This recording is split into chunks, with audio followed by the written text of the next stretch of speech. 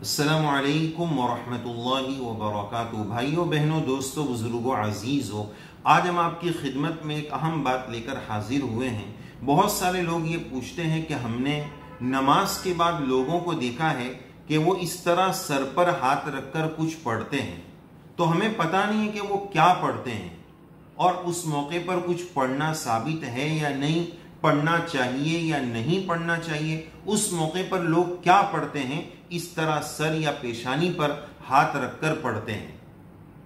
تو اس سلسلے میں عرض یہ ہے کہ ایک روایت ملتی ہے، طبرانی میں وہ روایت، معجم اوسط میں وہ روایت موجود ہے، انس ابن مالک رضی اللہ عنہ سے وہ روایت موجود ہے۔ اگرچہ روایت پر کلام ہے، روایت میں ضعف ہے، لیکن حدیث پاک اس سلسلے میں موجود ہے کہ رسول اللہ صلی اللہ علیہ وسلم اس طرح نماز کے بعد سر پر یا پیشانی پر ہاتھ رکھ کر یہ پڑھا کرتے تھے: لا الہ الا هو الرحمن الرحیم، لا الہ الا هو الرحمن الرحیم، اللہم اذہب عنی الہم والحزن۔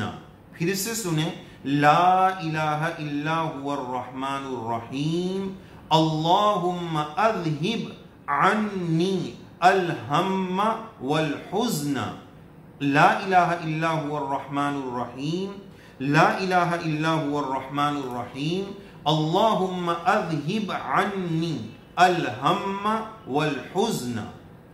اللہ تعالیٰ کے علاوہ کوئی معبود نہیں، اللہ تعالیٰ ہمارے رب ہے، وہ رحمان الرحیم ہیں۔ اور پھر اس کے بعد، یا اللہ مجھ سے جو غم ہے، ٹینشن ہے، پریشانیاں ہیں، یا اللہ تعالیٰ اس کو دور فرما دیجیے۔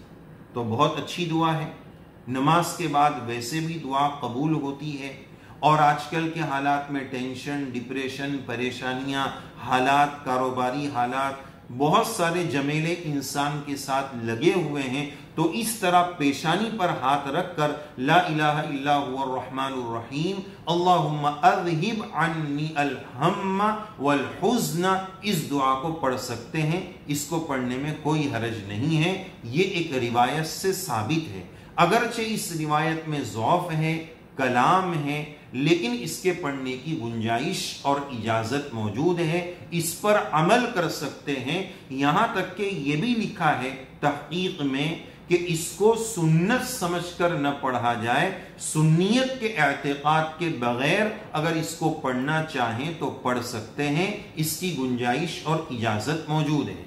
یا پھر بعض لوگ یا قویو بھی 11 مرتبہ پڑھتے ہیں کہ حافظے کے لیے، یاد شکتی کو مضبوط بنانے کے لیے اس طرح لوگ یا قویو نماز کے بعد 11 مرتبہ پڑھنے کا اہتمام کرتے ہیں۔ اور اسی طرح بعض لوگ ہاتھ رکھ کر 11 مرتبہ یا نورو بھی پڑھتے ہیں، اور پھر اس طرح انگلی پر اس طرح کر کے آنکھوں پر دم کر دیتے ہیں آنکھوں کی روشنی کے لیے۔ تو یہ جو دونوں ہیں، یہ اکابر کے مجربات میں سے ہے، اور لوگوں کے اپنے علماء کے اور اکابر کے بتائے ہوئے ہیں۔ لیکن جو پہلی بات بتائی وہ ایک روایت سے، اگرچہ روایت میں کلام ہے، ضعف ہے، لیکن وہ بات ایک درجے میں حدیث پاک سے ثابت ہے، تو اس کو پڑھنے کی گنجائش اور اجازت ہے۔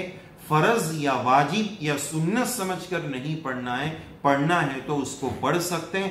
اگر کسی نے ہاتھ رکھ کر کچھ نہیں پڑھا تو اس کو غلط بھی نہیں سمجھ سکتے ہیں، سنت چھوڑنے والا بھی نہیں کہا جا سکتا ہے۔ تو یہ وضاحت ہم نے آپ کی خدمت میں پیش کی۔ اللہ عز و جل ہمیں ان باریک چیزوں کو سیکھ کر، سمجھ کر اور اس پر عمل کرنے کی رب کریم ہم سب کو توفیق نصیب فرمائے، آمین یا رب العالمین۔